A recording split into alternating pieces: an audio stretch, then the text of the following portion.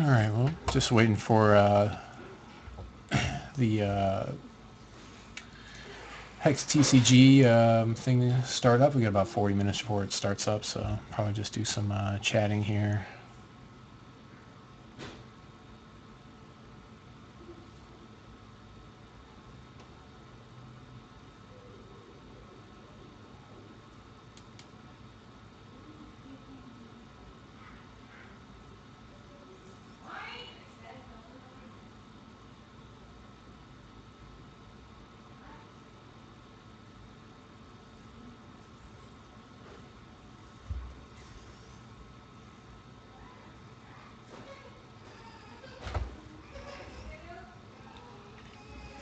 Wife's being nice enough to make some dinner for me while I wait for us to start up.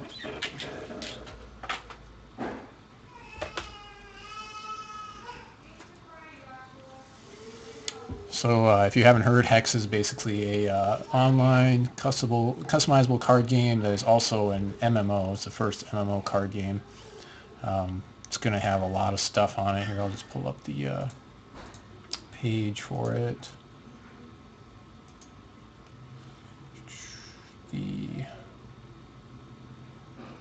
Right now it's in its Kickstarter phase, so I'm going to pull up the Kickstarter phase. Get the Kickstarter going on until this Friday. They've basically already met their goal a couple times over. So some of the things that they're going to do is like have stats and things that will change. Your cards will grow as the game progresses. I got this neat castle. I was pretty excited about that. I like building castles and all that stuff. They got a talent tree for your champion, and that's going to be changeable on the fly or actually per deck, which is pretty awesome. You got stages of all your your chosen champion, and then you've got these mercenaries that you can use in PvE mode. Some of the things they can do that another card game can is they can make multiple copies of a card and then slide them back into your deck.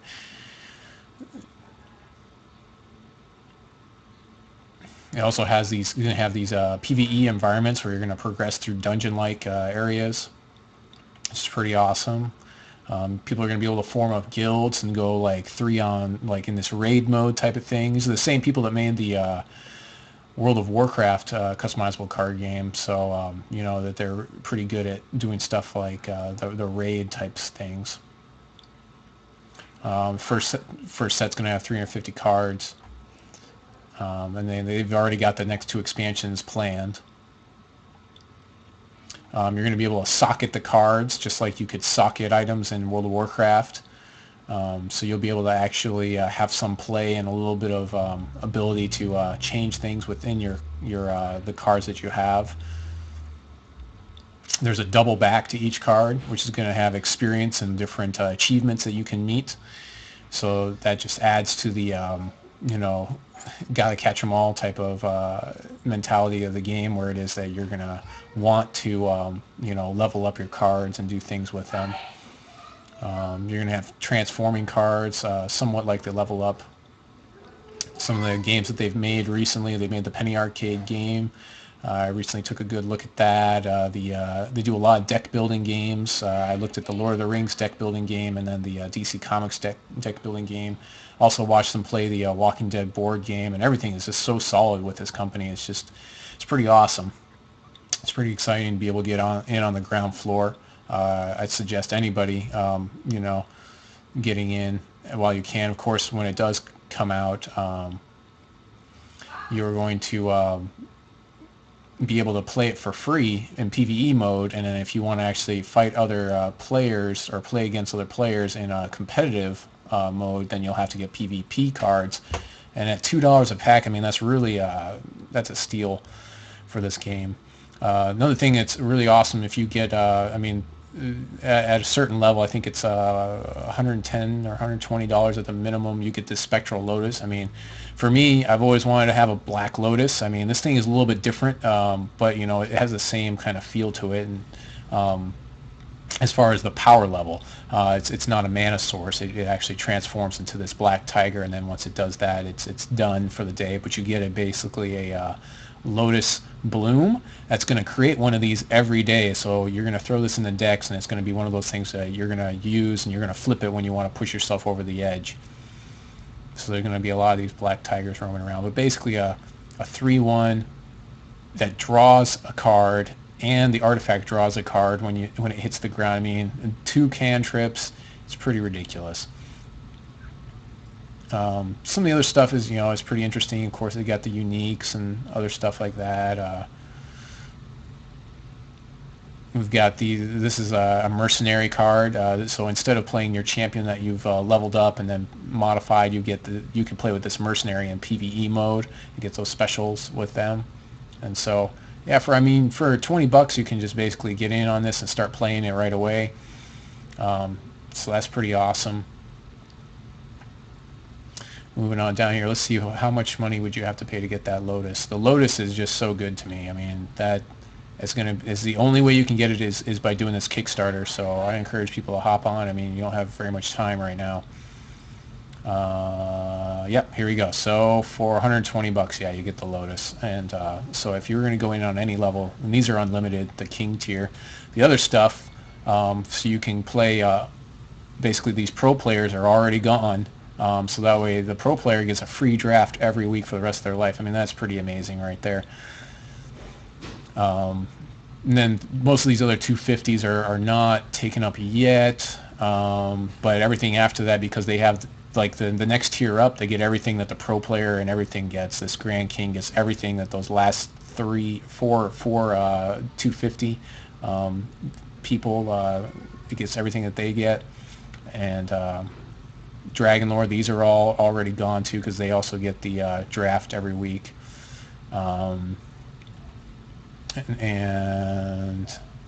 the Primal gets everything else, which is that's the level I've gone with for now, but I'm considering upgrading a little bit further, because for the $10,000 you can get every card in the game, and if you were to get every card in the game for Magic the Gathering, I mean, I'm sure it would be well over $10,000. I'm sure you get a Power 9 for a little less than that. But the game looks pretty exciting. It plays very similar to Magic right now, but it does have some other things that help fix things. I talked to one of the devs, and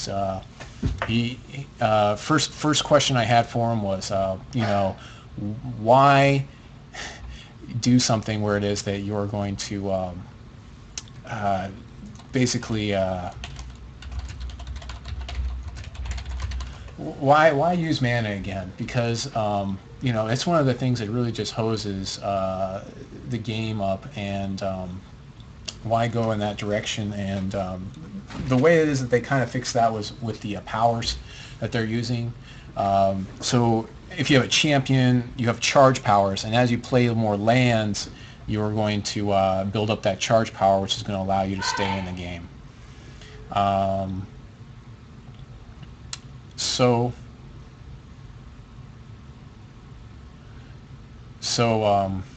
Yeah.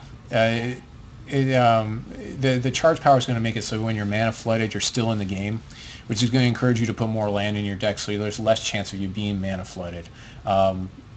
As far as the mana screw, there is the gating, so it's a lot. Instead of having, I need this many colors of this and that, like as soon as you have a certain amount of gates fixed up, you're basically good to go.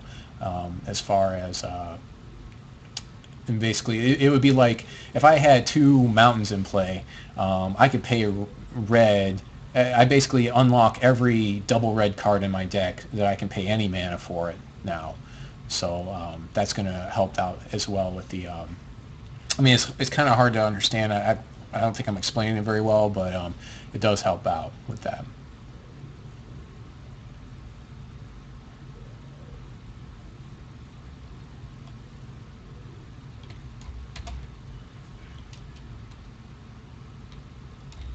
Or who's manning the Hex TCG right now.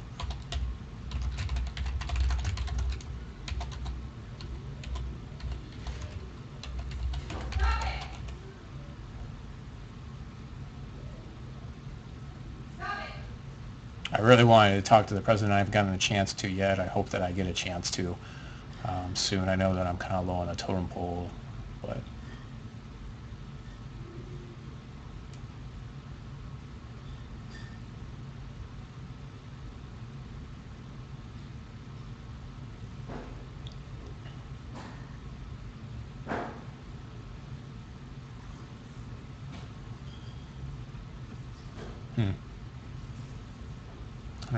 I wonder if I can whisper him.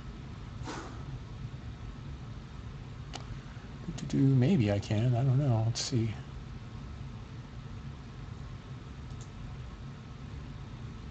I can message him. Cool.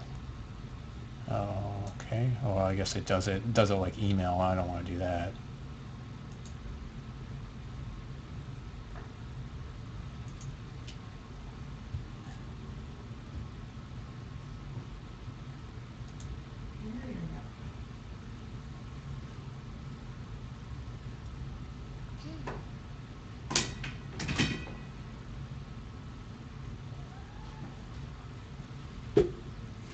Oh, there you go. Awesome. So what we got here? A little Palm Beach Brewing Short Draft Pale Ale. Seems pretty good.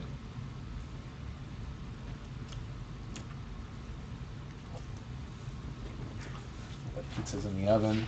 Love me some pizza. I'm a pizza connoisseur of sorts. It's right here. It's pretty good.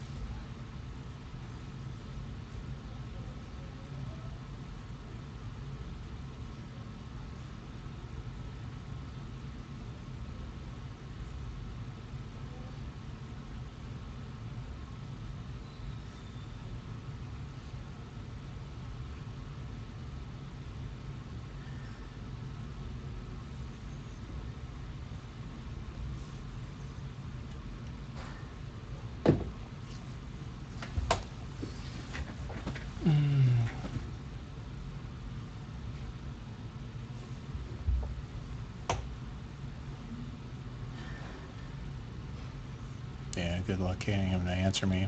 It'd be really nice to talk to him, though. I'm kind of in between things right now. I'm deciding if I'm going to upgrade to get every card in the game for the rest. I mean, I think I really want to do it because that would basically set me up so I can basically focus on this game, podcasting it, and yeah. I'd also like to quit playing Magic. So it seems like a good win-win scenario there. Diamond, blood, and diamond. I'm gonna have to change my whole vocabulary. It's gonna take me like months. I'm gonna still be doing all like the Magic terms. I was actually studying to become a Magic judge for a little while.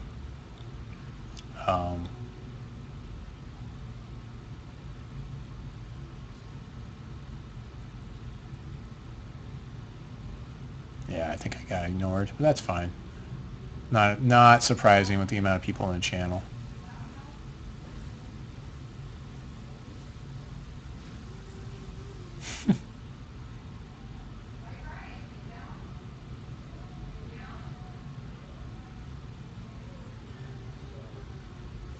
Let's see, what's the countdown at here?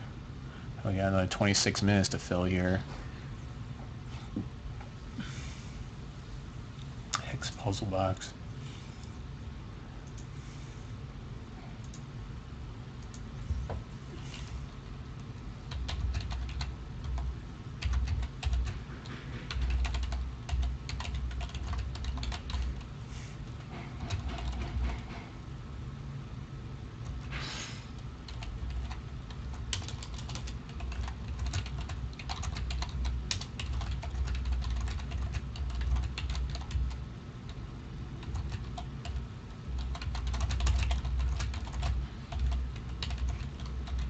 Oh, William. Okay. William is in the chat room. I have to write that down. Do-do-do.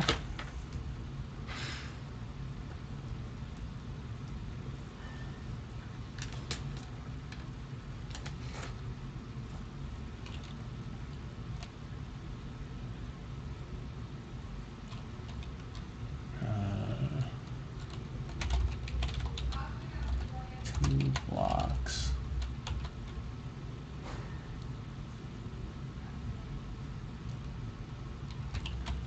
I need to understand the direction.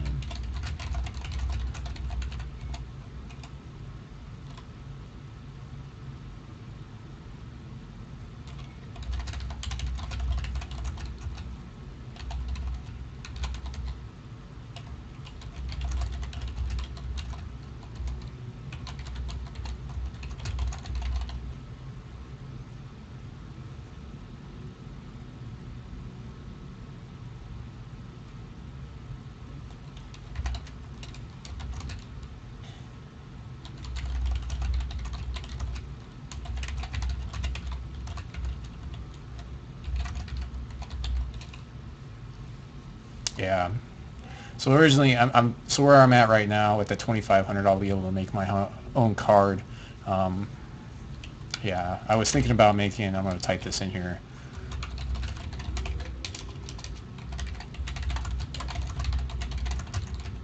2-1.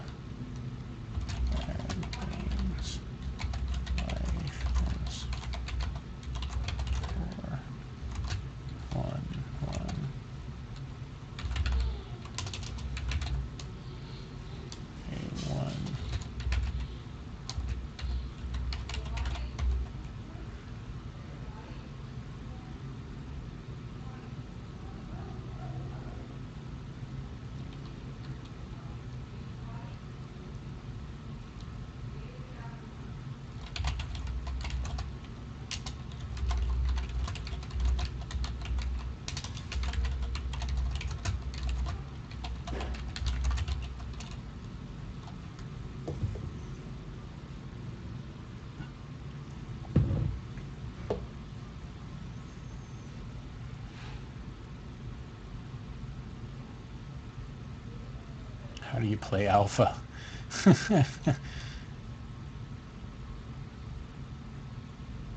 Yeah, well, that's good.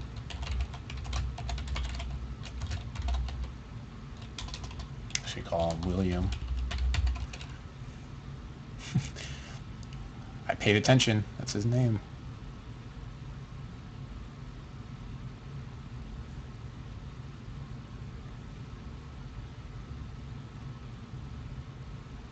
Deck scoring 12 with 16 counters and anything actions. Yeah, there'll be some counter spells. Okay.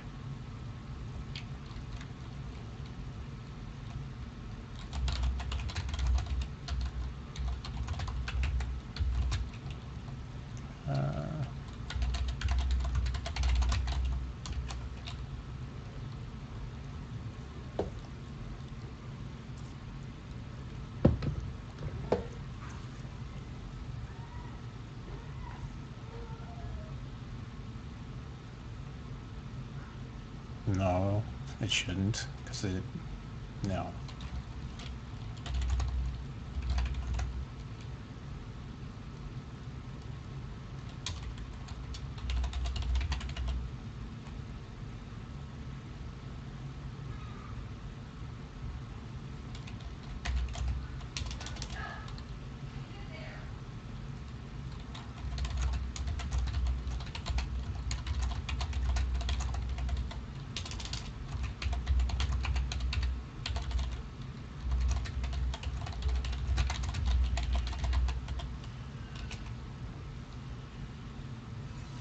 Yeah.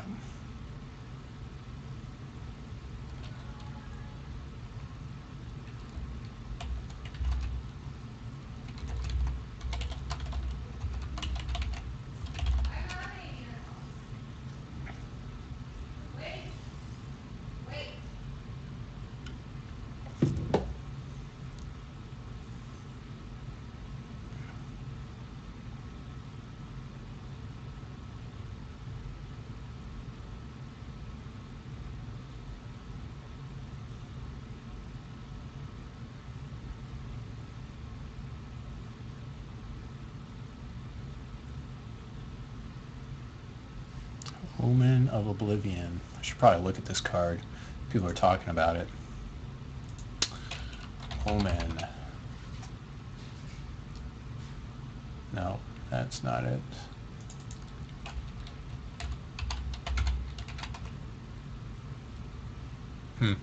Maybe it's on a different database.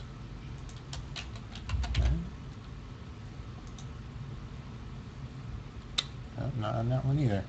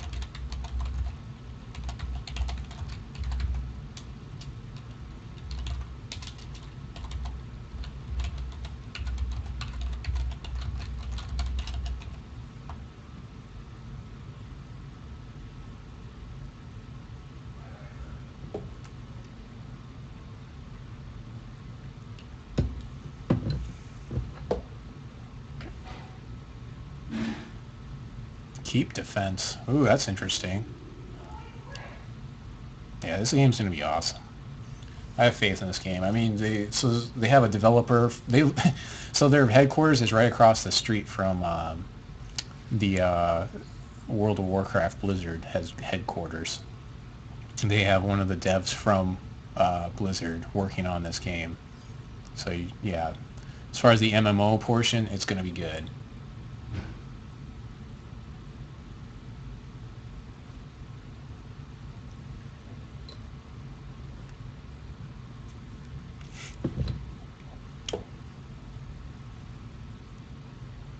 Chance-based cards. Exile creation and draw multiple amounts. Corey has his own vanity card. No surprise. He's kind of the president of the company.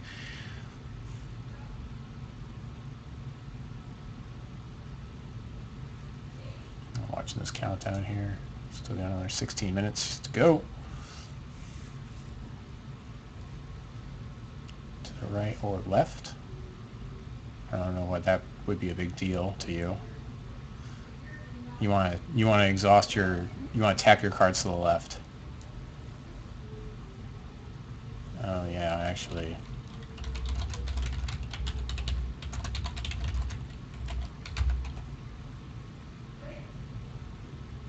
Stream should be in an hour.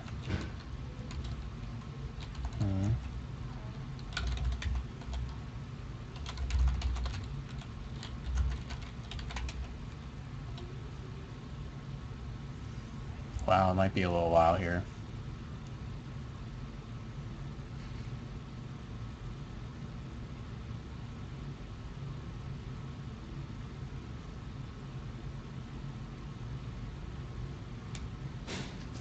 Should call my bro, see if he's gonna get in this chat room or maybe get on stream with me and chat with me while I'm chatting. It'd be nice to talk to somebody.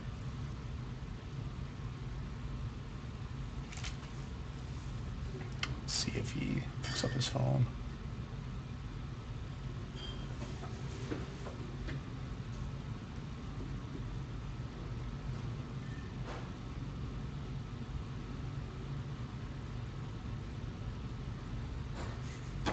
I don't know what the big deal is about having stuff exhaust to the left instead of the right. I mean, what's the big deal?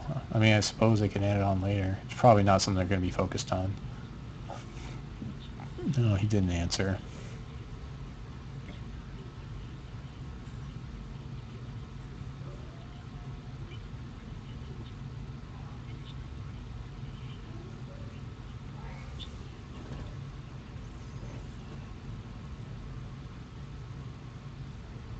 Hey bro, it's me. Hey, so I'm in the channel looking at Hex right now. They are gonna start in, they said like an hour, not in 14 minutes from now. But yeah, I'd love for you to get on. I'm running my stream right now, just talking about Hex to probably nobody, but eventually maybe someone will watch this. But getting excited about the game, and hopefully it'll start up soon. So I'll talk to you later. Bye.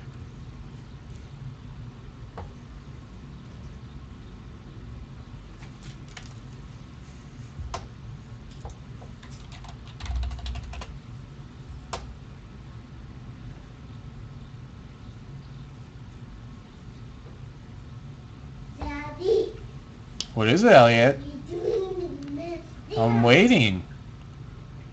That's what I'm doing. I'm waiting.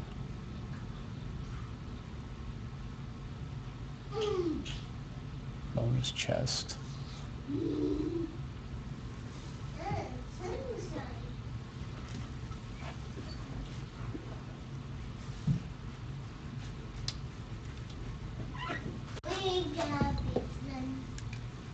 I guess I should have my thing up in case people are actually messaging me on my stream as well, so I can see what they're saying to me. If somebody's actually watching this, they probably aren't. They probably should be. You should be in the actual Hex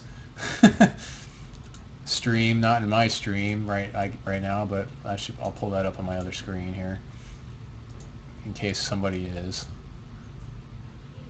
Yeah, I got it muted. Okay.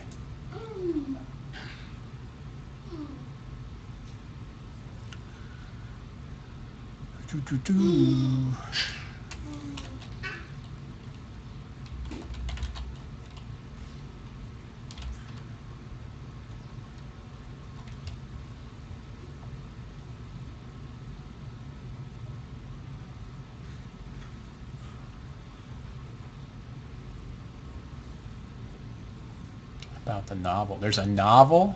Holy cow, I've got to do some research on this game. I'm going to make a card for it. I really got to get into this universe. I'm really not a reader in general, but, maybe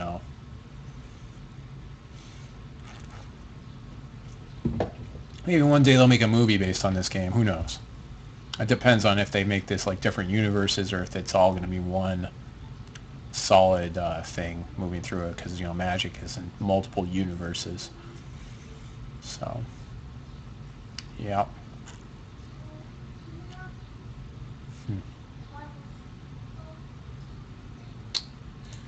Yep, the only one in my stream is me. Not surprising. Or if I can make the chat a little bit bigger. No, not really.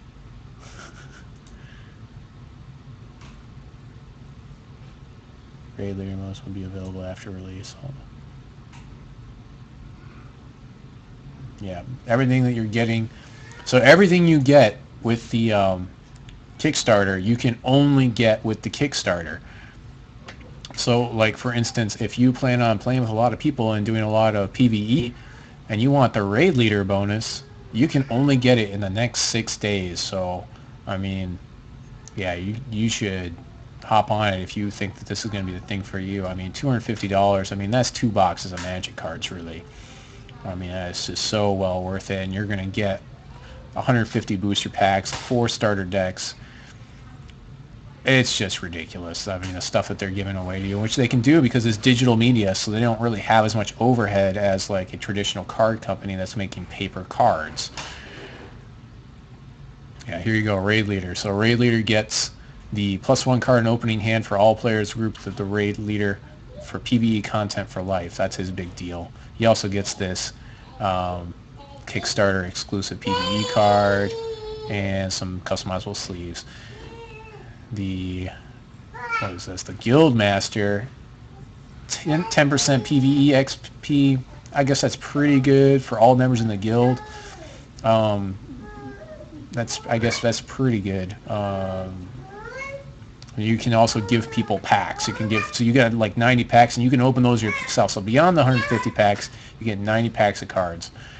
What's this one? This is the Dungeon Crawler, and they get 100% extra loot drop for Dungeons for Life. I mean, everyone likes extra loot, right? And some legendaries and some rares. And of course, the pro player is going to be the one that gets those free drafts for life. Once a week, that is. Then you've got the King tier below that. My brother went with the Collector, and so he gets alternate art PvE cards. So he gets 6, what are the 1, 2, 3, 4, 5, 6, 7 cards? 6, it says 6. So you get 6 PvP cards per year. So he gets free cards every year for the rest of his life. So that one's pretty good too. You get 6 free cards that are alternate art, so you know they're special that way. That's pretty awesome. So you can use those. It's always awesome when it is that you have like somebody that comes with like a full art fireball or something, or full art stuff like that. I guess I should pull this up and make sure it stays in the background. Where is it? No, not that one. Too many windows. It's like at work, you know, when there's too many. There we go. Do that, and we'll put this one on top. So I'm not going to mooch off of their thing. I'm going to have a tiny screen and just talk it over what's going on, so that way you guys can re-watch it, because you're not going to want to watch on this tiny screen. You're going to want to go to the HEX TCG channel to watch this once it comes up, once they start their recording and stuff and they go live. Right now they're offline, of course. I'm just kind of doing a pre-game show right now.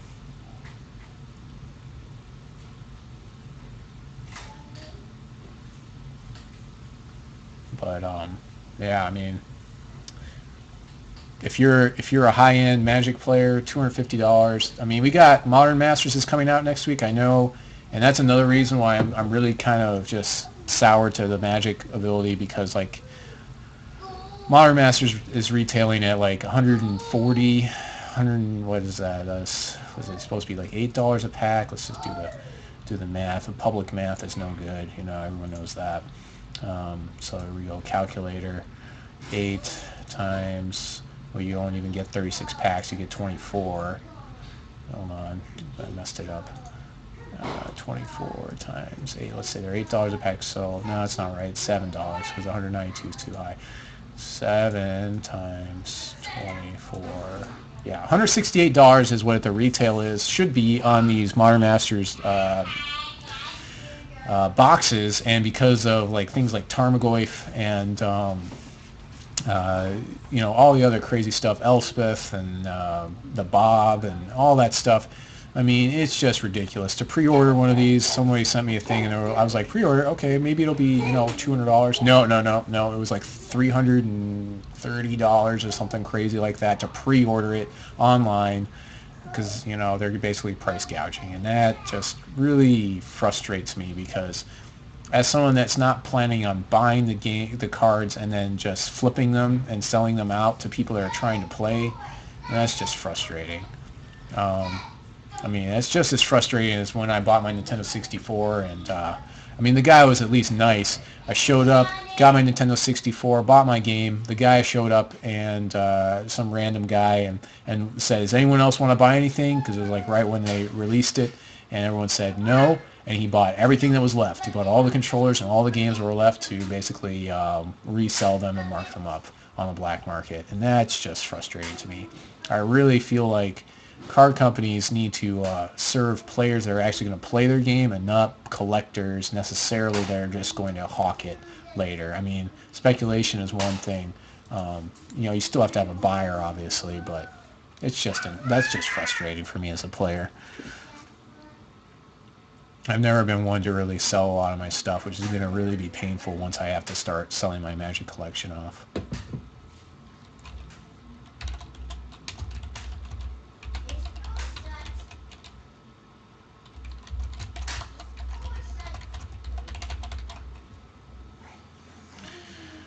Doo-doo-doo.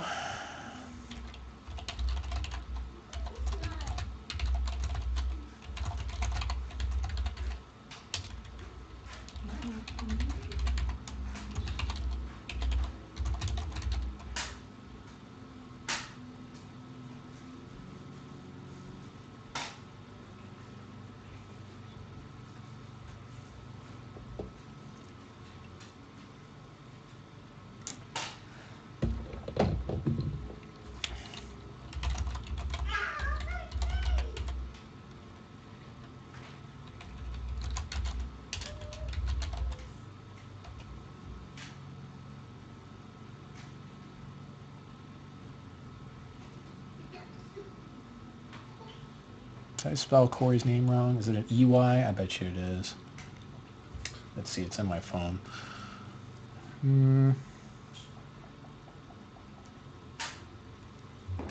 So it's going to be like an hour or something. So I'm just kind of pre-game showing this right now, just talking about the card game.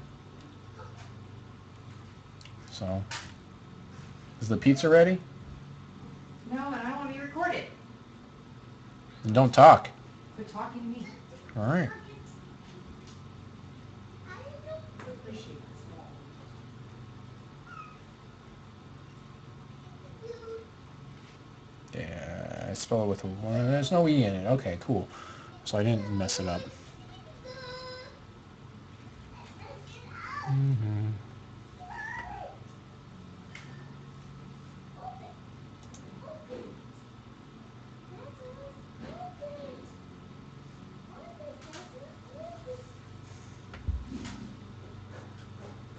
Reserve names. Yeah, no one's going to take my name. Or, well, maybe some people will start taking my name if my channel actually gets popular in some of these different games. That would be a little bit frustrating, but I mean, most people don't want to be Errant Squire. So, funny story about that. I play a lot of Warhammer. At least I did when I was a lot younger. Not so much right now with the kids. You know, you can hear them yelling in the background. But so so in the game Warhammer, they've got Knights Errant, and they've got questing knights and Knights of the Realm, Grail Knights, and they're all different levels of knights. So you know, you're a Knight Errant first, and then you're you know, like Knights in Training, and then you're a regular Knight of the Realm, and those are the ones that they're the most plentiful. And then after that, you've got questing knights, and those are the ones that are looking for the Grail so they can drink from it and go and become Grail knights. And then of course you've got Grail knights, which are questing knights that have drank from the Grail. So they're the most powerful knights that are available to Bretonnia. Bretonnian, I thought it was going to be English people, but apparently no, they're not. They're French. And I'm okay with that because, you know, French people have pretty good knights too. But back to the story. So you know, my handle Errant Squire really came from I was trying to get different names for I don't even remember what game it was, but I tried like White Knight, that was taken, of course, and then I tried Knight Errant, and that was taken. So I was like, well, what's less than a Knight Errant? Well, an Errant Squire, you know, a little errand boy running around that wants to. He isn't even a Knight Errant. He wants to become a knight. He isn't even a knight yet. So, so that's where I came up with the name, and that's usually going to be the character I go with when I'm creating a character for an MMO. That's going to be the tank character. Usually that's the name I go with. But it's been my handle for quite a while now. So yeah.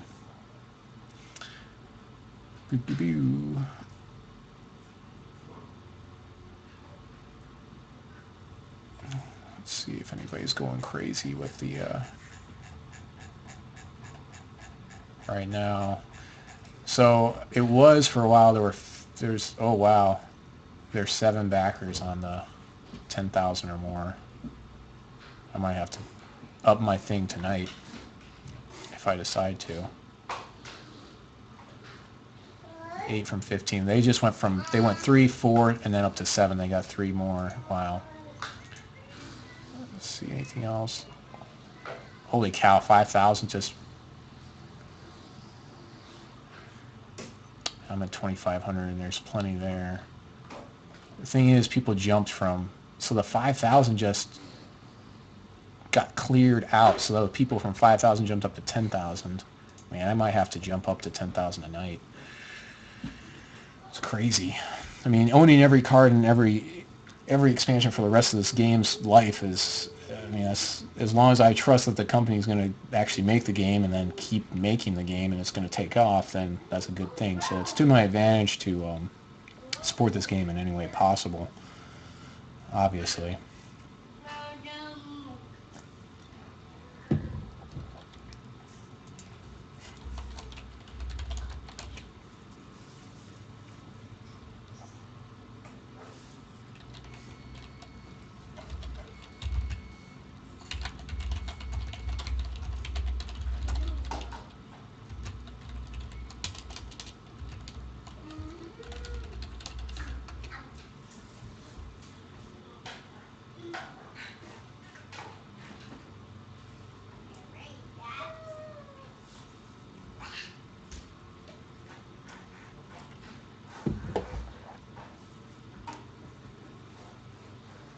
That's crazy because 5K was like pretty well open too.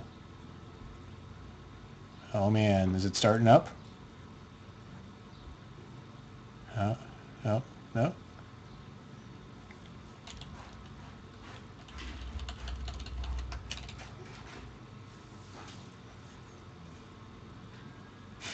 Our next big live event. So pretty soon, Ben and Dan are going to start playing a couple rounds of Hex, and we're going to give you a look at some new cards, some new exciting stuff. But of course, you know,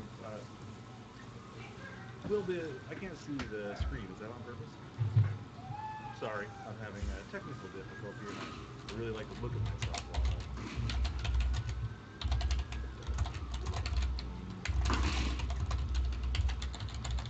Sorry, this will be 1 second.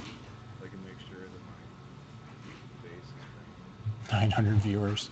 perfect. Okay, great. So we're going to have that live match coming up. It's going to be awesome. So Chris Woods is actually going to come in, and he's going to set up all the tech, and then we're going to be able to jump right into it.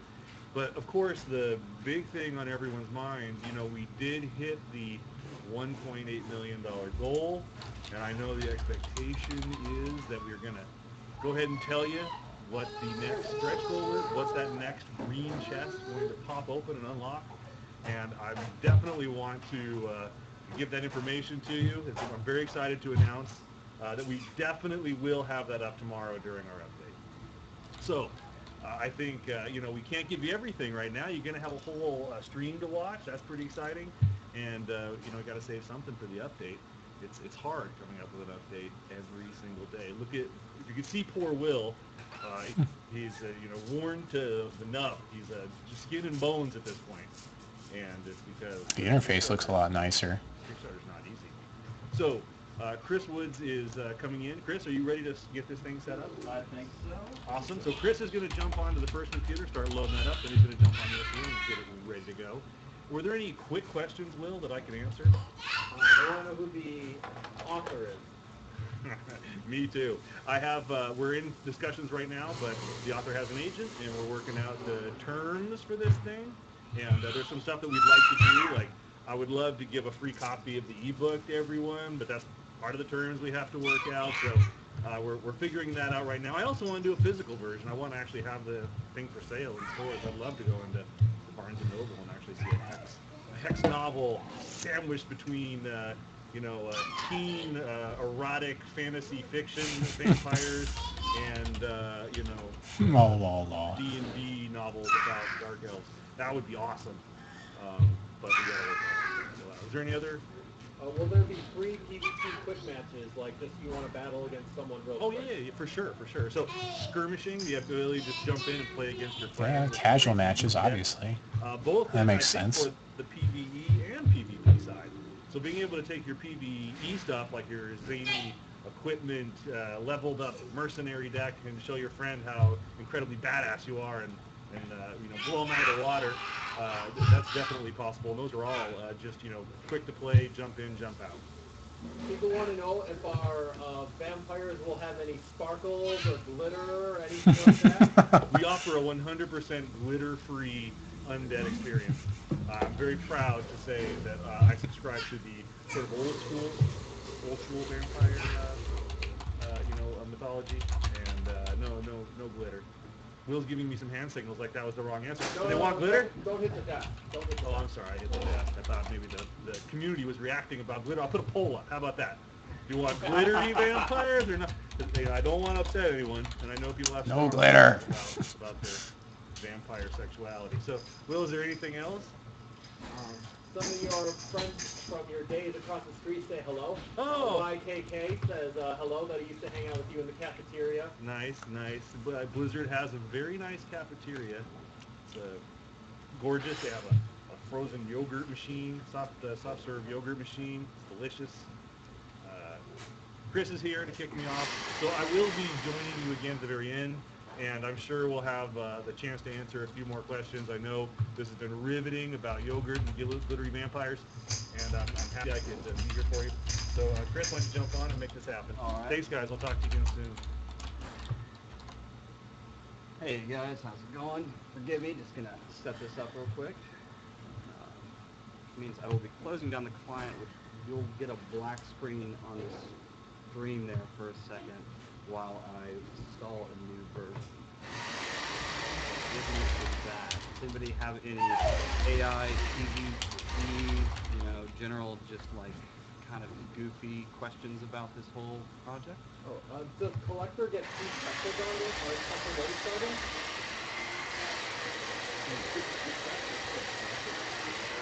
Let me double check what we said. Yeah.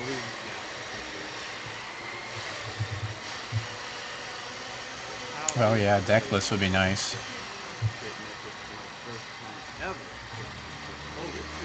Oh.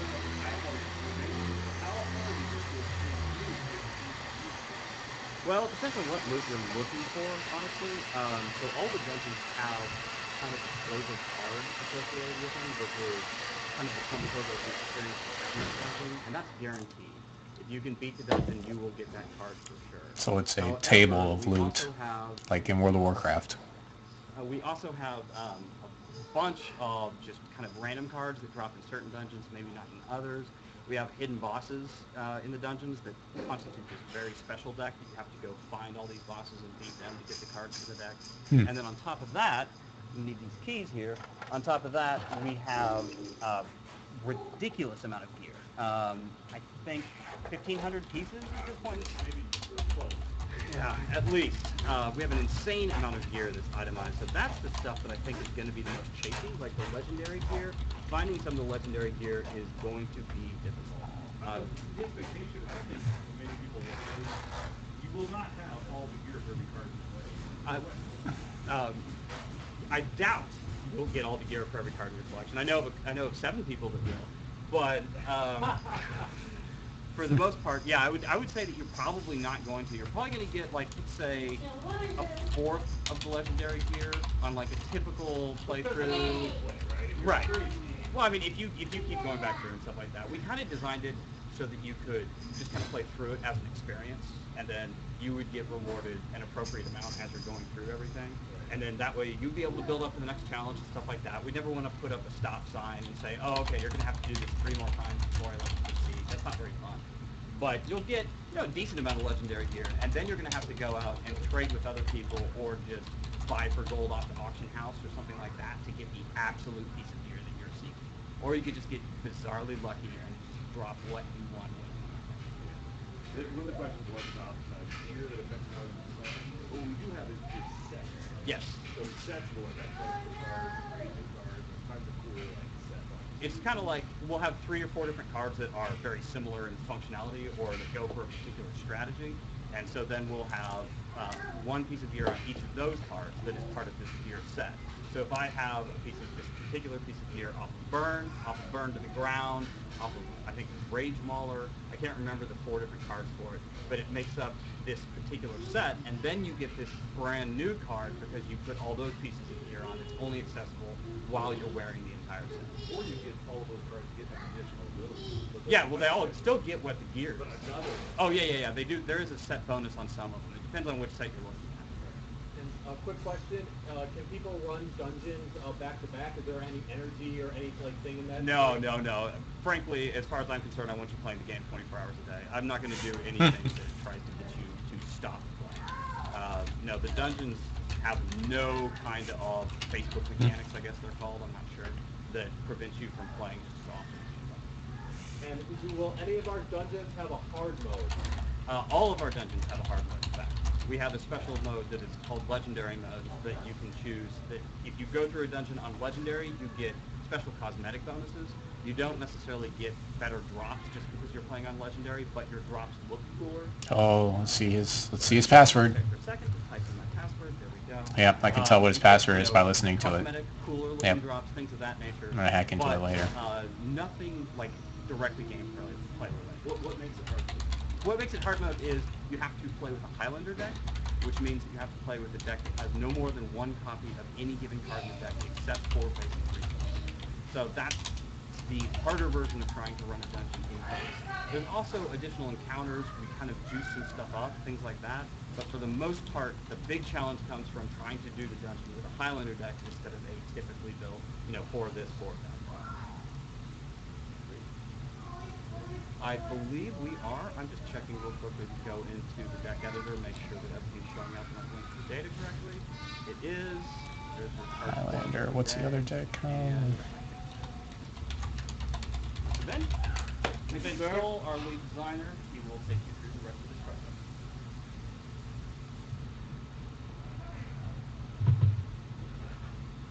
Hey.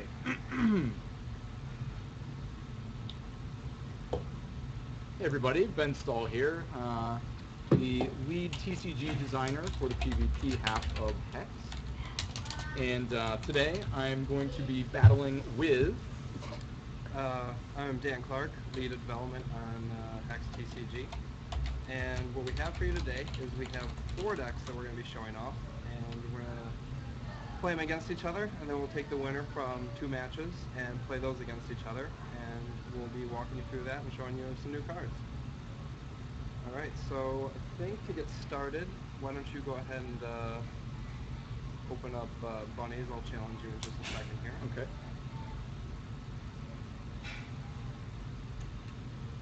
So you should be getting that challenge. Challenge from Dan Clark. I will accept the challenge. It's pretty neat. They actually have both of them on screen. Last time they only had one person's face on the screen. Again, if you're going to watch this, go to the Hex TCG channel. Give us one moment. I'm not- folks.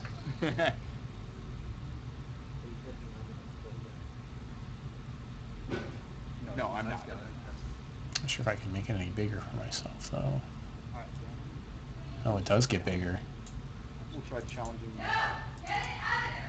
There we go. Doo-doo.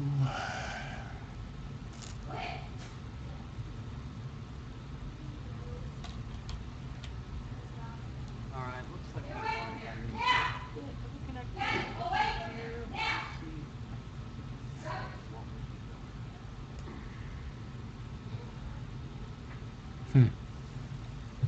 So, you get me again. I hope you guys are happy.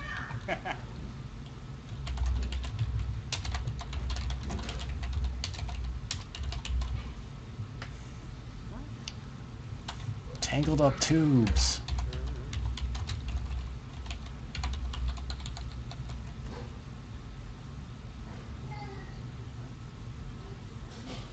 While Chris is working on that, I'll go over what some of the decks are doing real quick. We have the 4 decks that we're showing off. 4 decks. They're Awesome. going to be, we have a diamond life gain deck, which gains some health. And as the game continues, your troops will grow with health gain, and just try to outlast the opponent. We have a ruby burn deck, which is just trying to kill the opponent as fast as possible. And then one of the fans' favorites, we're going to be showing off the bunny deck again, which is making a lot of different troops, and then you try to overwhelm your opponent with those. And then we have the dwarf deck, which is, one moment please.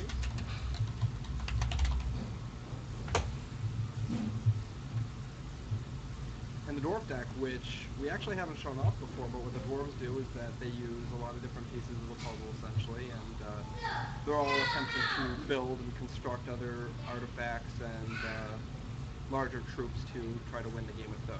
Hmm. So that'll Sounds be interesting. deck to be showing off. The dwarves are evil in this game. That's kind of interesting to me. You know, usually you see dwarves and they're typically good, and they have like they're really money grubby. But other than that, they're mostly good. You know, it's not like they want to destroy stuff. But in this world, they're apparently a little bit more on the evil side. So they do split the 8 factions into like 2 groups, good and evil. First up, we should be having diamonds versus bunnies will be our first match. Bunnies are awesome. Super popular. I love them. Bunnies have got to be. They're the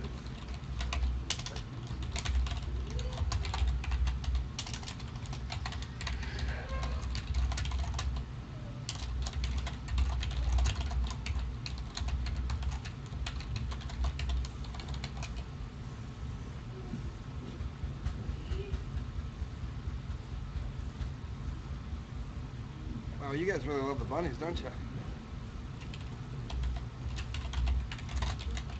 Yes. So, are there any blood troops that are bunnies? Yeah. What the Shin here are actually a part of is both the blood and wild shards. I'm not really that And excited about the both bunnies. have kind of different takes on how they approach what they're going at. Wild is trying to generate as many troops as possible, kind of symbolizing like birth and phonetics of that. And then for blood, the Shin here are sacrificing their own troops to gain power and make other troops more They have a strong. bitter blossom. Yes. I'm not fan, but I play them on TV. I'm just gonna make sure this goes through. There be explosive bunnies.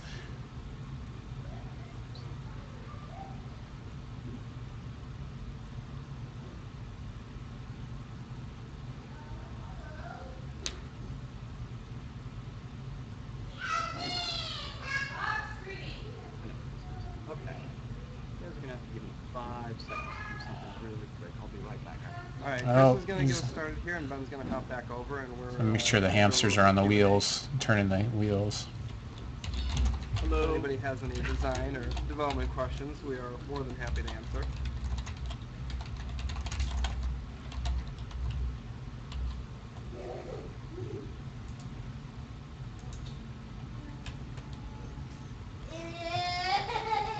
All right, Ben. Yep. Take a look at the Okay, side over there. See if there's any questions you want to follow Okay. up. Let's see. Where the counter spell at? There is some counter magic floating around for you control types out there. I don't know, maybe we haven't shown any yet, but don't I don't- worry, I don't think there'll be we've- some love for you. I don't think we've shown it yet, but there is a cool digital twist to the counter spell that we'll be releasing in this first set.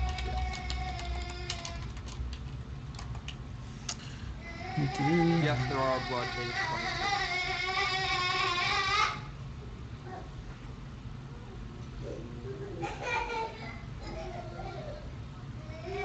Okay, the rarities on cards is white rarity is common, green is uncommon, blue is rare, and then Blue red is rare. are legendary.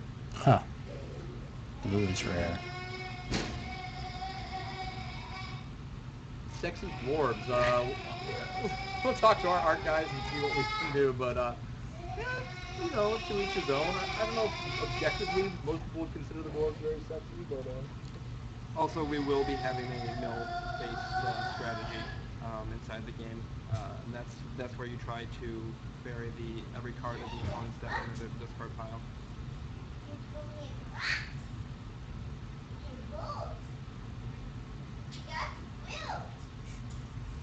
Sexy dwarves.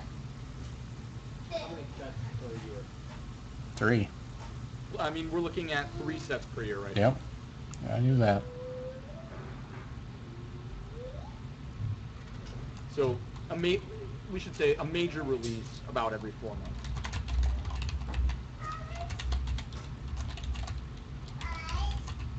That will also be backed up with PvE content as Yeah. you go, though. So as the year progresses, you'll still have loads and loads of content to be able to try to chew through. Why does Hex have the resource system that it does compared to our other games? You want to handle that one, Ben? Sure. So there's kind of 2 halves to that question. The first half is that our resource system is specifically designed to be fluid and smooth to play with from the digital user interface kind of angle of things, especially for people that are new to TCGs. You know, you click on the resource card in your hand, and then you're kind of just done with it. You don't have to fuss with it anymore. Your resource meter goes up, your threshold meter goes up, etc. And then you can kind of just focus on playing the game, battling with your troops. You don't have to fiddle with like, oh, which specific resource card am I supposed to exhaust? So we get rid of all that. That's kind of big reason number 1. The second reason is that WoW TCG's resource system is designed to be kind of allow for a very consistent play pattern. There's some good stuff about it, but Hex's resource system is deliberately designed to be a little different, to kind of make things a little more exciting, to take advantage of your ability to use charge powers. So like, we want there to be some amount of tension of, am I going to be able to play my 5-cost card on turn 5? So it's not like a guaranteed thing, but by getting a lot of bang out of each resource card, for example, getting your charge powers and things like that, you're kind of incentivized to play a few more resources perhaps, and when you do draw a bunch of resources, it doesn't feel so bad. They don't feel like dead draws over and over, because the more resources you draw, the more you're going to trigger your charge power. So, and that's a little bit of insight into it. I mean, we spent a lot of time, obviously, thinking about how exactly to execute the resource system. I answer it in super in-depth in one of my interviews somewhere else, but are we good to go? Well, unfortunately, we're still trying to Thank work you. through that.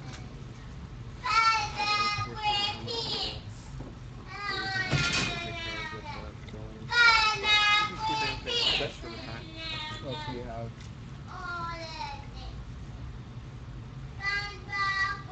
Well, we don't want to spoil anything with, what shards are getting what cards quite yet. So there's still going to be a little bit of excitement coming through on the release of the set list for cards you haven't seen yet. So you'll get to see the decks and the rest of the cards that we're spoiling, but still got to keep a little bit secret. So Eric the Viking Gamer asks, how are charge powers taken into account, well, there I lost it, but for balancing the pacing of the game and supporting different deck strategies? So the charge powers, many of them, some of them are a little more general, but many of them are designed to specifically bolster a specific type of strategy. So for example, Polka is the champion who makes a Blaze Elemental, which is a 3-attack, 1-defense troop with speed that dies at the end of the turn. This is just a perfect backbone for a beatdown deck. I mean, you basically just are getting a free, if you want to look at it that way, Blaze Elemental every several turns is going to put that much extra pressure on your opponent. There's also some kind of cute synergy stuff you can do with the charge powers. So for example, the Pyromancer, who is a 2-attack, 1-defense troop, who inspires other troops that enter play to have more attack, she also will inspire your Blaze Elemental to have more attack. So the charge powers do very much function as a backbone of a deck and a strategy. The dwarf deck that Dan's going to be showing you guys, for example, generates worker bots, which are little artifact troops that have defensive that, as you'll see, can exhaust to build various contraptions and things like that. So, and that champion very much functions as the backbone for that deck. So, kind of depends on what you want to do. If maybe you want to survive a little bit longer, you take a charge power that gains you a bunch of health, and that's going to support a more controlling strategy. What you could do is that we could take a look at maybe the bunnies deck or the dwarf deck on the account and let people take a look at some of the cards. Okay. So, load up deck editor.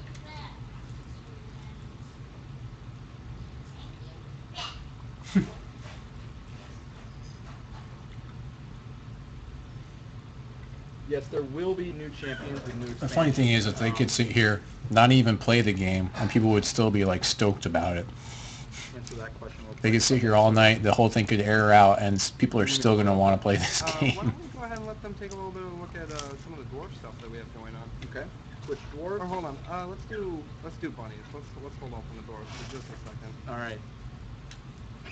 We have to see what the deck editor looks like. That's awesome. Together, Shin Hair Bunny deck.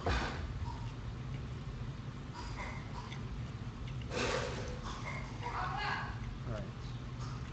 Can you just talk through some of this stuff? Yeah, just go through and talk about some of the cards. Okay, so our very first guy. Let's just get past that one. But Yep.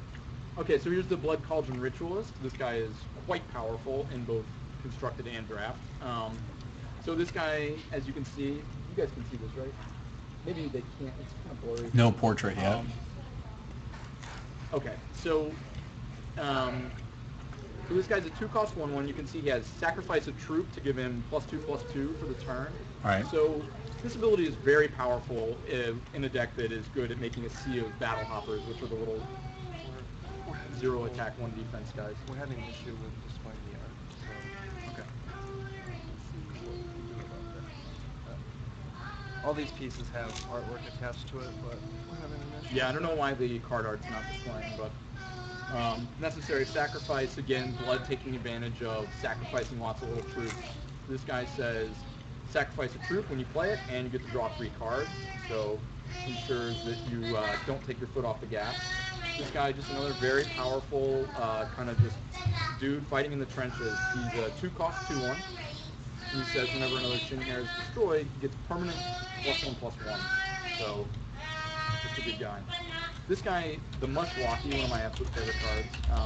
He's been previewed already, I believe, but he's a Shroom King mutant, and he says when he enters play, if he's hungry, you can sacrifice any number of Shin Hair, and he'll get permanent +3/+3 for each Shin Hair you sacrifice this way.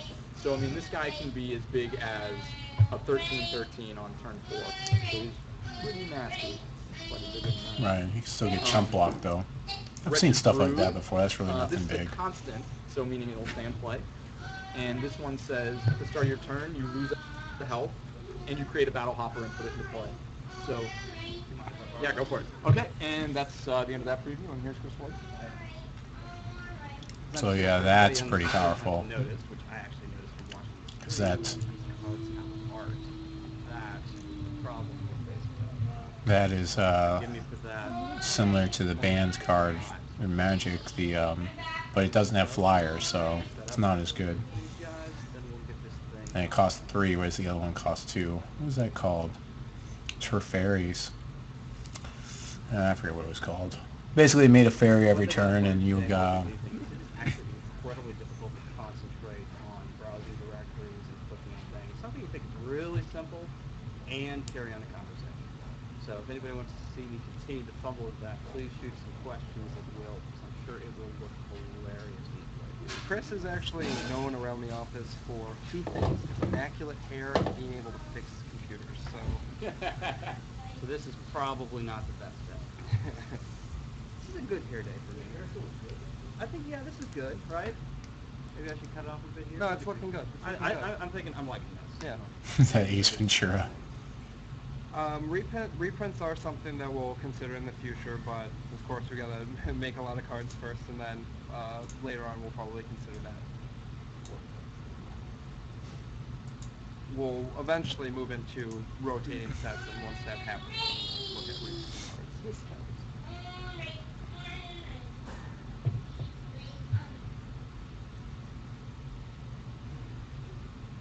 How far to get into the junior stuff? About halfway. I'm telling you, bunnies are the way to go. Mushwalkie's awesome. I love Mushwalkie. Talk about Azume? I don't think we got to Azume Okay. yet. Surprising. Azume. What is like the real? I mean, Dan likes all the cards that like end and stuff like that, which kind of makes me sad. It's like, oh yeah, Blood Cauldron Ritualist is good, and the what's the 2/1 guy that gets +1/+1 every The Eulogist. The Eulogist Yeah. is great, like all that, and they win games, and you know whatever. I don't know. All the way Mushwalkie Azume. That's how you want to take on it. Azumi is an absolutely sweet card. Yes. Bounce into card or the deck that we're in a second here. Once I get in, make sure that the art's showing up. You got a chance to stick your head in. Let me see if we have that working.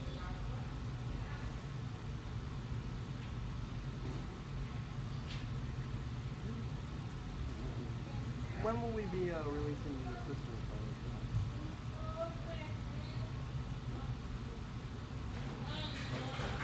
Yeah, look at those pictures. All right, so we've got our Yay, pictures! Yay!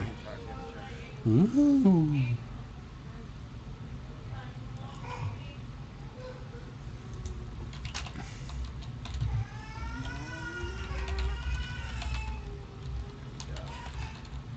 All right, let's see if we can get this going. All right, here we go. Moment of truth. I closed my ear just for this right here. You're doing bunnies. No, I'm not. Yeah. No, we still are not making it. This is Go disappointing. ahead and do the due diligence here, and I'm going to make the challenge against you. No. Ooh. Apparently, I did not do a good enough job with my hair this morning after all. It's the tubes. Tangled up tubes. I will get back to taking a look at the server, see if there's anything I can figure out, unless there's something the gentleman would like me to do here. Okay, great. Tangled up tubes. See if I can figure out what's going on.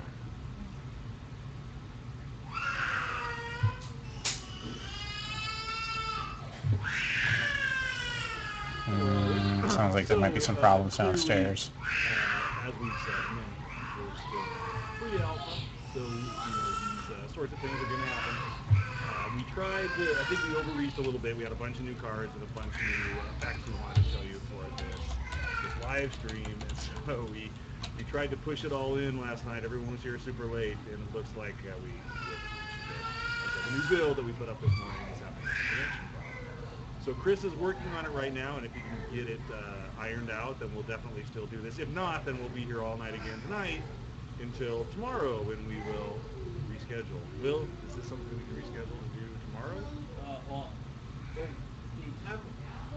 date and time of rescheduling, we probably shouldn't put a specific date or time on it right now because of being able to find exactly what's going on in the build. It sounds like Chris knew what was happening, but again, like I don't have any experience in knowing what the timetable is for that. But it's certainly something that we'll redo probably sometime this week. But Yeah, play the it old is build. out. So as soon Just as saying. we can possibly get this back up, we will do it, and we apologize.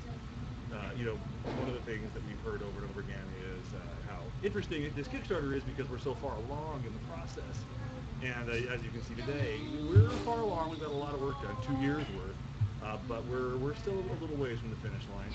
So yeah, definitely some technical glitches are to be expected at this point. We can continue to answer some questions. Spectator support. Yeah, spectator support is one of the things that we absolutely want to do. We have to be careful about spectator support when it comes to live matches and the PvP component. Esports is an exciting thing that we're going to try and bring to TCGs. Awesome. We haven't seen a lot of it to date, and it's one of the things that I love, and I've talked about it at length about how what a great job StarCraft in particular has done with esports, and how TCGs deserve that treatment too. So it's one of the things that we're going to have to do is how we have spectators and shoutcasting and all the great stuff that goes along with it. But we also have to be careful because there's a lot of hidden information as part of that as well. So Will players be allowed to have more than one character, and will those characters be allowed to share cards? yeah, so that's good. That's talk about that. You'll definitely have more than one character. Your top level account component is actually your key. And so you'll have a unique name for your keep, and then you'll be naming all of your champions. Your champions will have a name, and then it'll be their name of, and then the name of your keep. So if it were BlackRock, you could make a guy whose name was, Zoltan of BlackRock. Nice. So you're definitely keep level for your account, and then all of the stuff that you collected, all the cards and equipment and all the fun stuff that you got in the game, actually lives at that keep level. So every champion that you make has access to all of the different stuff that you've collected. What's cool about that also is that during the deck building piece of the game, you're actually going to have all that stuff available to you. You'll be able to respec your champion. You'll be able to use cards that are currently in other decks, equipment that's currently on other champions that are associated with other decks. Each deck is this sort of unique piece of, it's unique to your account and pulls from all the stuff you've already collected. So anytime, as gamers, every time we looked at a challenge, the first question was, what is the simplest, easiest way for the gamer to have a fun time with this, and can we implement it? And if the answer was yes, then we did. I mean, we want to make this as easy as possible with the fewest number of hoops to jump through to have fun. Are we going with any multicolored cards in the first Ooh, set? good question. I feel like Probably that not. might be, for the first set, we will not be moving Yeah. to multicolored Probably best. thresholding, but that's something that we might be visiting in the future, and we'll leave that as somewhat of a spoiler for now, as to when we get into that. We also have all the art backup, so we could still show you guys the decks that we were showing off today, and that way when we show the Twitch feed later in the week, you'll have a little bit of familiarity with some of the cards. I want to play 3-color. Go ahead and do that. Okay. Ben, you want something? Yep. And Dan and Ben, anything about holidays? Holiday events? Ooh, holiday events.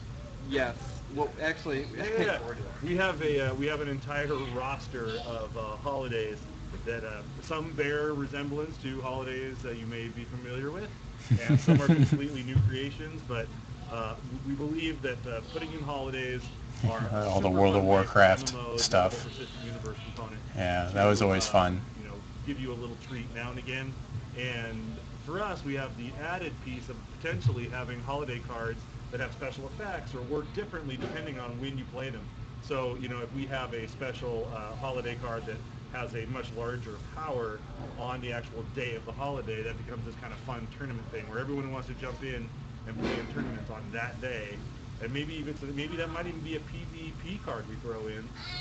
Dan's giving me a dirty look. A PvP card we throw in that just for that one day is extra powerful. It's kind of fun. So yeah, we definitely have holidays. all right. So we're gonna get back into the Shinhair deck, and we'll show you off now we have all the art back in there, and we'll take a look through the cards and show you some of the stuff that we're showing off.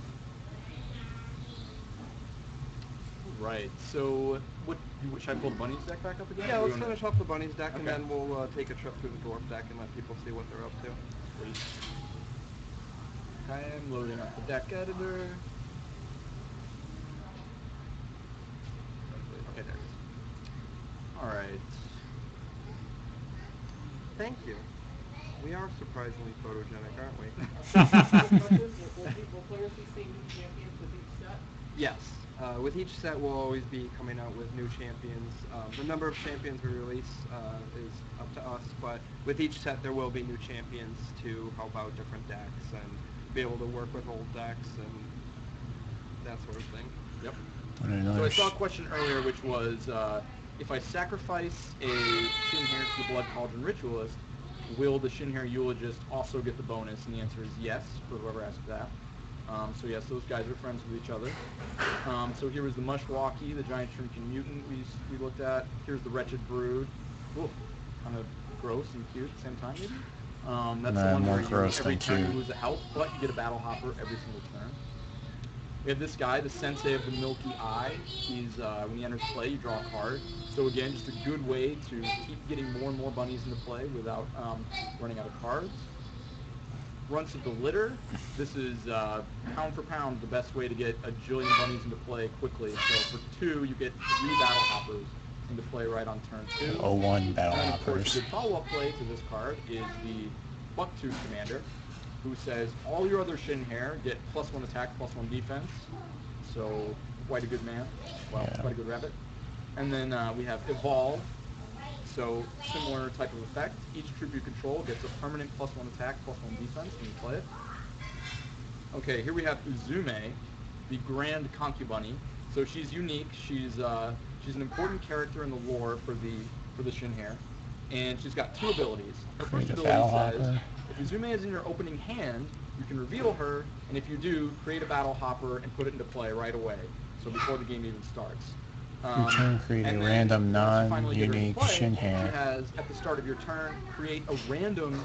That's non-unique Shin Hair and ridiculous. put it into play. Although she does So cost every single 7. turn, she will, And she's got 4 will add toughness. another Shin Hair to your army, and it could be anything. She's not hard to deal with, or at least I wouldn't think. In Magic terms, she isn't hard to deal with. And that's it for the Shin Hair deck. Do you mind if I tag in and Yeah, go go over for the it. dwarf deck? All right, and we'll show you guys the dwarves. Yeah, they're right next to each Alright, other. so we are going to take a quick look at the dwarf deck, which is one of my personal favorites. Ben's as well.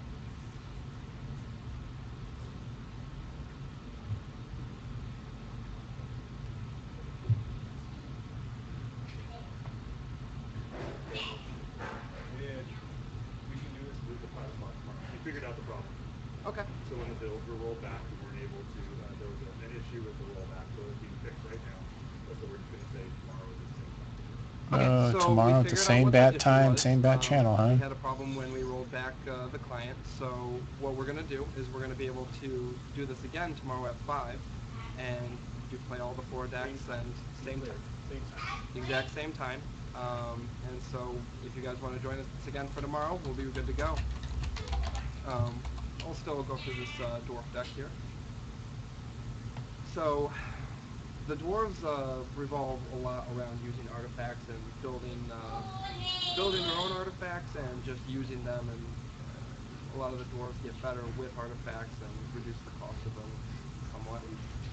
So we have a Sapper's Charge, which allows you to have access to dealing damage to troops, and you can sacrifice this to deal too.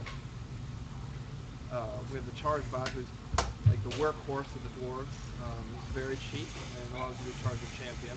And what the champion for dwarves does is that he creates a worker bot for 3 charges, which also helps you build up your other construction plans and create more worker bots and things like that. Interesting.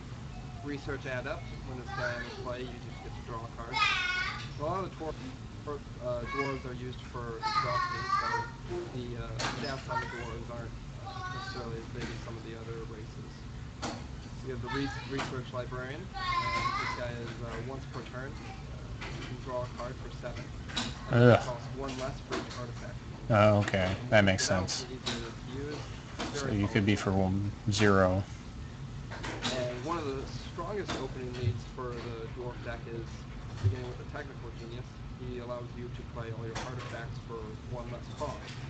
And so you can really start off with a lot of different stuff in play if you have quite a few low-cost artifacts. Got a Oracle Song. The dwarf deck, since it needs so many different tools in order to kind of generate the power that they're working for, they need to be able to draw cards and refill their hand and be able to have a lot of tools available for them. So this is a card that really helps them out. Now we have construction plans, and this is where the dwarves are really cool. What they get to do is that you exhaust an artifact troop or a dwarf you control, and it adds a construction counter to this card. And then once it has 10, it exhausts and transforms into the Inspiration Engine. And what the Inspiration Engine is that you can exhaust it, and it will generate a random artifact. So it can be anywhere from multiple epics to multiple epics that can win the game to smaller things that can help you build other pieces of That the doesn't puzzle. seem good. You never really know what you're going to get. Exactly. These cards are very fun to play with. I'm sure, yeah, it's a lot of, the fun factor on that is Just good, allows but you to it's not a very competitive ready card. another artifact, so you can use that with the engine after it's completed, or helping out some of the artifact troops to build it. We've got a worker bot factory, and this is another thing that allows your guys to build something. And so this is, you exhaust a artifact trooper dwarf, and you add an assembly counter to this, and then when you have 5, you can exhaust this to create a worker bot. So the worker bots also get to help you make worker bots, and you can just keep making guys, and it helps you build up the other things as well. Hey Dan. Yes. Corey mentioned in an interview with the Angry Joe show that card will never be able to reduce a card's cost to 0. That we will have, there's 2 different approaches we're going to have. There are some cards that will randomly be targeting cards, and anything that is kind of has a variable involved with that, there is a potential of reducing it to 0. But some of the other cards we'll be watching out for to try to avoid cards having a 0 cost, so that we can avoid some of the bad play patterns that 0 cost cards have back on the format. Infinite Right, combos. Sometimes it results in a card Looping. Yeah, looping, or just like non-interactive gameplay where each player just tries to play a game of solitaire, right? Yes, that is something that we're very aware of, and we'll be avoiding that at all costs. We don't want to have combos just existing inside of the game that are just broken or degenerate. And we want to make sure that the play patterns and the overall fun of the gameplay is at as much as we can produce. So we're going to avoid making any decks that are just degenerate and not fun to play against, because we want everybody to just enjoy the game and have as much fun as possible. So the Doppelgadget creates a copy of another artifact in play. So once you get that out, you can just keep generating new artifacts. And then one of the dwarves' best win conditions is the Volcannon. What the Volcannon does is that you can exhaust an artifact trooper dwarf you control and the Volcannon to deal 3 damage to the opposing champion. And then you can exhaust 2 guys you control to ready it, and then you get to do it again. So once you build up an army of building all these other bots, then you get to start firing off a cannon at the opponent, and it's a lot of fun to build that up and then be able to just kind of keep firing the cannon at your opponent.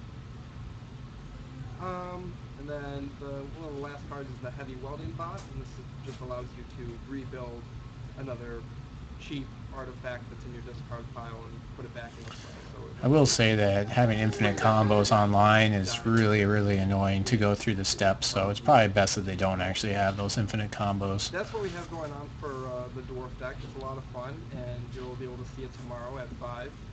So tune in at the exact same time. Do we have anything else that we should... We got about 15 minutes left, so if you guys want to just keep talking. Okay. Sure. If you want to read some questions off the chat. Yeah, sure. Dan in discussion. Cool. Let's see. There's no experience boosts in the game, right? Still bring I don't believe so. There is the Show the Corey Vanity card. I won't comment on the stuff that I won't comment on PvE stuff Yeah. much. Non-basic resources will exist. Yes. Yeah, we do have one non-basic resource in set 1 that we'll let you guys see when it comes out, and but we do have plans to move in more deeper into that design space in the future. So Everyone's asking for Steam support.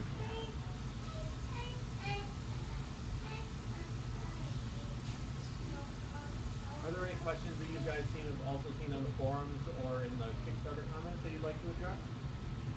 Maybe we should go...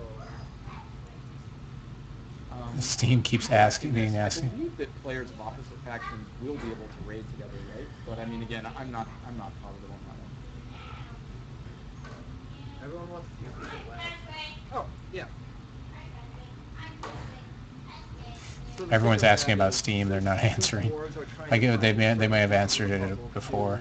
Be able to put together and generate some bigger contraptions that they need help with the secret laboratory allows you to That's draw looting. a card and then choose and discard a card from your hand, so it allows you to filter through your deck a little bit and find the pieces that you need. Faithless looting. Well, it's better than faithless looting. It's more like a merfolk.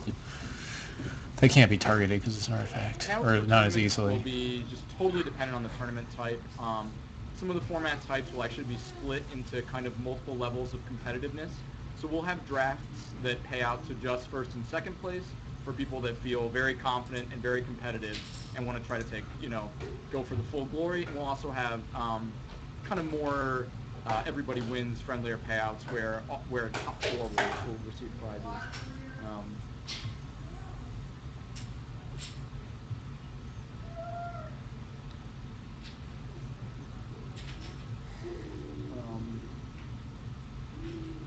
So the malfunctioning warbot is just another cheap artifact troop, and at the start of your turn, it will deal 1 damage to a random champion. So for 2, and it's a 2/2, but for dwarves, a lot of times the win condition is just trying to ping the opponent out a little bit. So this guy can help with your game plan of just dealing a little bit of damage to them while your worker bots are blocking the opponent's attackers, and be able to stymie the damage while this guy puts in a little bit and then finish them off with the ball cannon or the inspiration engine. It is possible that you will see races expand into different shards in the future, but I mean we're not going to talk too much about that. But as of right now, each of the races are associated with a specific number of shards, and so there is some thematic definition there, and we'll see about the future. I mean, it's definitely not out of the question, but we want to have a good thematic reason to justify it. There was a question about eye creation and getting multiple resources. They're not going to answer the Steam question. Yes. Eye of Creation will let you put all revealed resources into play. We have a good mix in the first set of all the different deck types that players have come to love. We have mill existing. You can swarm out your opponent. There's the dwarf. It's kind of construct your own machine to kill the opponent. We have aggressive decks, life gain decks, counterspell decks, and combo decks too, all in one set. And This is the type of game that really mid-range. I don't know if it should really be on Steam. Chance to move into the 4 tribes, which will be featured in the first set, which is going to be the Shinhir, the dwarves, humans, and orcs. So there will be loads of different deck types to try to get into. Resource denial is a dangerous one. Yeah, they aren't going to do We that. have 1 or 2 cards that are touching on it, but that is a very dangerous. They don't want to destroy land. Land destruction is not something they want to A do. lot of people cannot have fun when that's being played against them. Artifact troops do not have thresholds.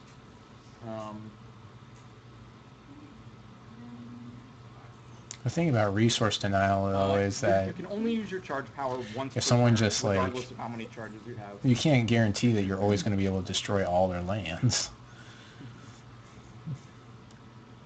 How big is the first set? Is that?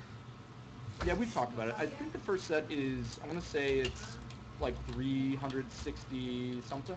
I was thinking It was 370. It was 370, but we moved out a few goodies that we wanted to save for set 2. But it's a pretty hefty set. In theory, you could make an artifact-only deck. There's enough artifacts that you could easily fill out a deck with just artifact cards. But more than likely, you're going to want to dip into at least Sapphire or Ruby to take advantage of some of the powerful dwarf cards, which are specifically synergistic with artifacts.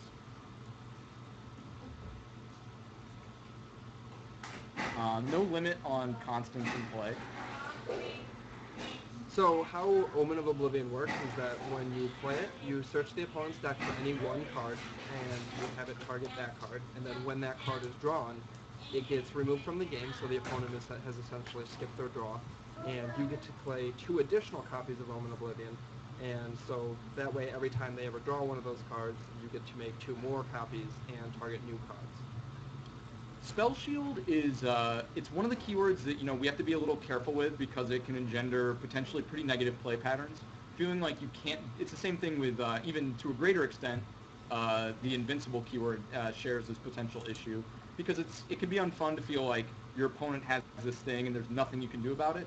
So there will be a handful of cards with Spell Shield, but we want to be careful with it. So you're not gonna. We're not overflowing with Spell Shield or anything like that. There is no resource burn. Why would Also, there be? the That was Omen the of silliest Oblivion thing does ever. shuffle the opponent's Mana burn. Yes, there are cards to get rid of constants. I mean, there's basically should be an answer to, in theory, there's an answer somewhere to whatever it is that you can't quite deal with. So, There is not one card that is unbeatable. right. Well, no, there is not a card that is unbeatable. The client will be as sexy as absolutely possible. Don't worry about that one.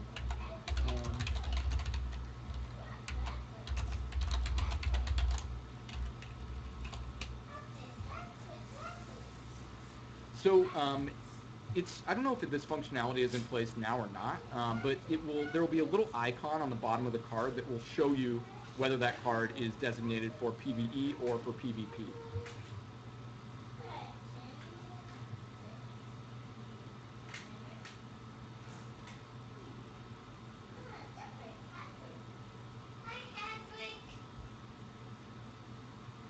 Yes.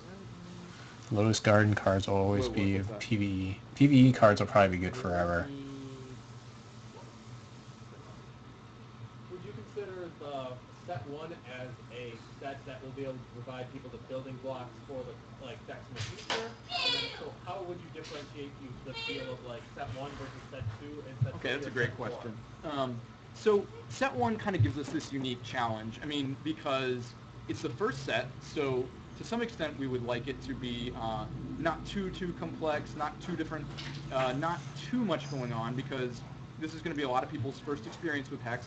But at the same time, we want this to be a fully robust, a deep set with lots of stuff going on. So I mean, it's set one is more exciting than say a base set for a typical TCG, but it might not be quite as crazy as we're going to get with future sets. So set one, you're going to see a lot of important Vanilla building blocks characters that and are stuff. important to exist somewhere. So destroy all troops. We want that effect to exist somewhere on a basic action. And so we want that in set one.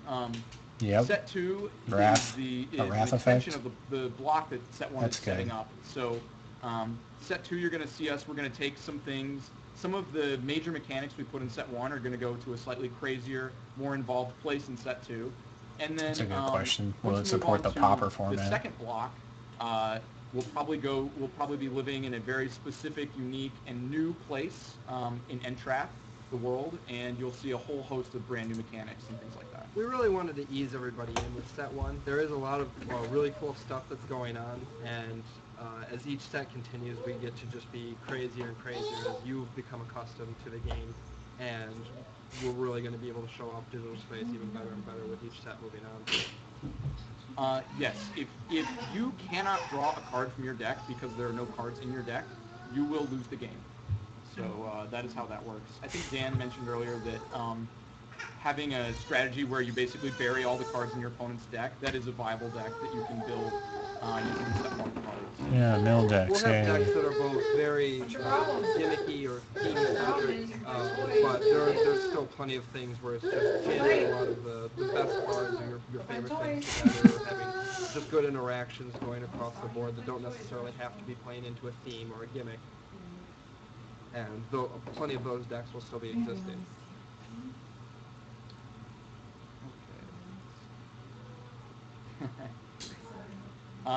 What do you think's your favorite? There two is a shard mill-based combination? champion in set one.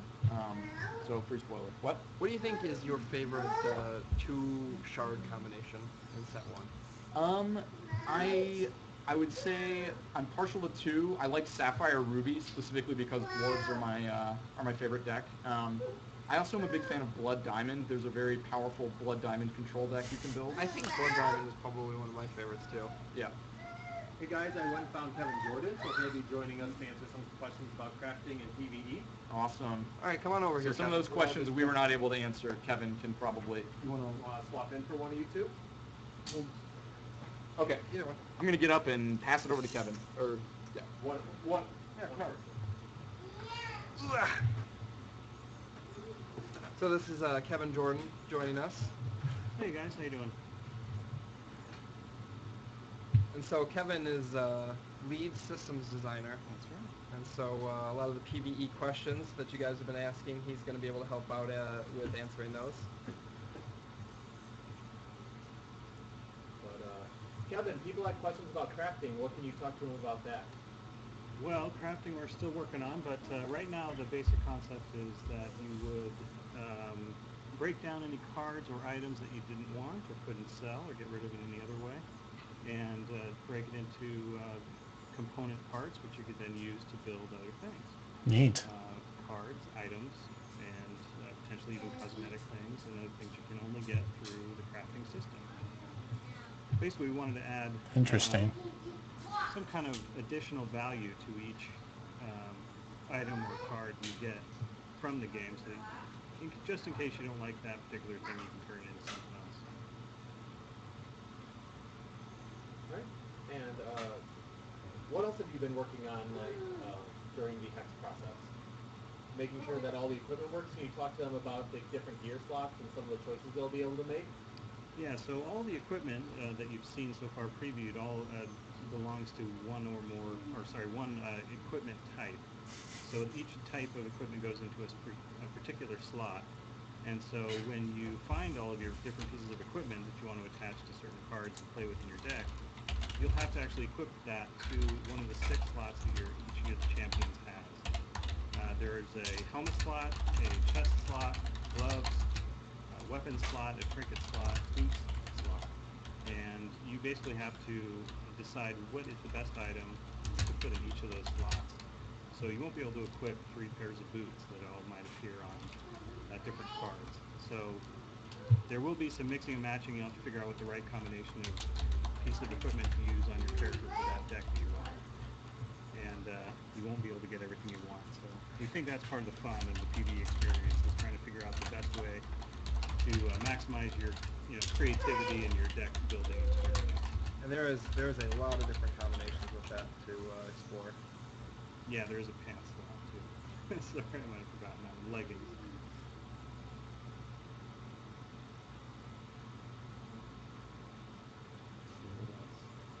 We do have coyotes. Those are pretty close to werewolves.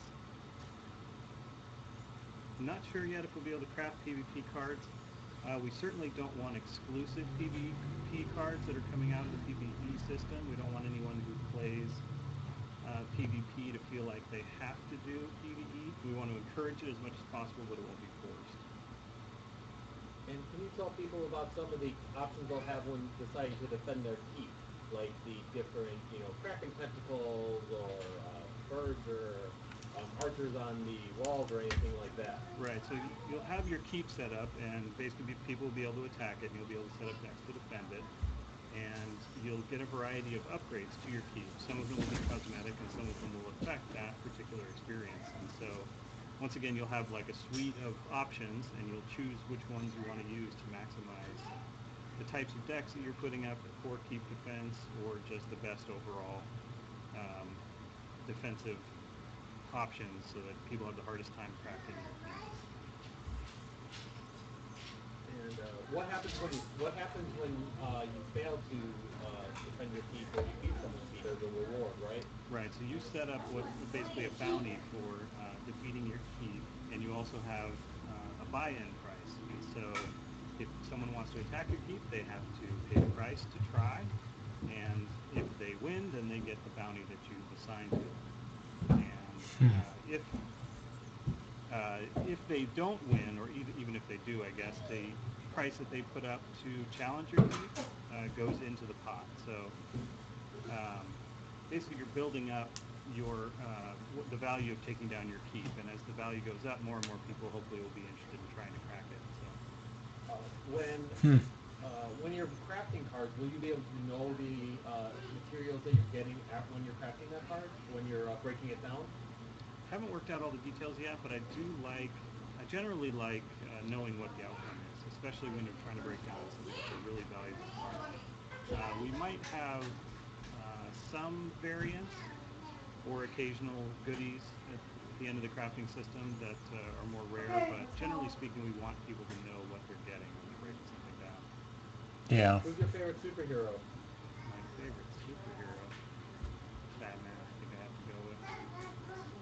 It's a toss-up, though. There's a lot of good ones. Plastic Man's in there. Plastic Man. Plastic Man. What are you talking I would not about? expect to hear Plastic Man. Is that a real thing? Okay. Well, thank you very much for joining us. I'm very sorry that we had some technical difficulties today, but we'll be back tomorrow, 5 p.m., same exact time. So please join us for that, and thank you very much. I know I don't hate pants. But you. Pants are amazing.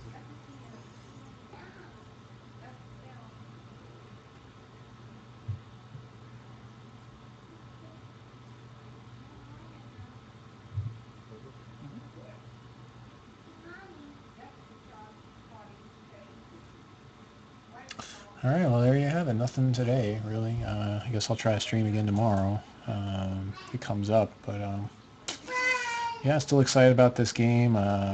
You know, and yeah, if you haven't taken a look at it, take a look at it at the www.kickstarter.com projects Hex, or just Google Hex MMO trading game on line, and it should come right up with a Kickstarter for it. You got a couple more days for Friday. And then it's too late to get any of the promos for this game. All right, well, until next time, this is Aaron Squire signing off.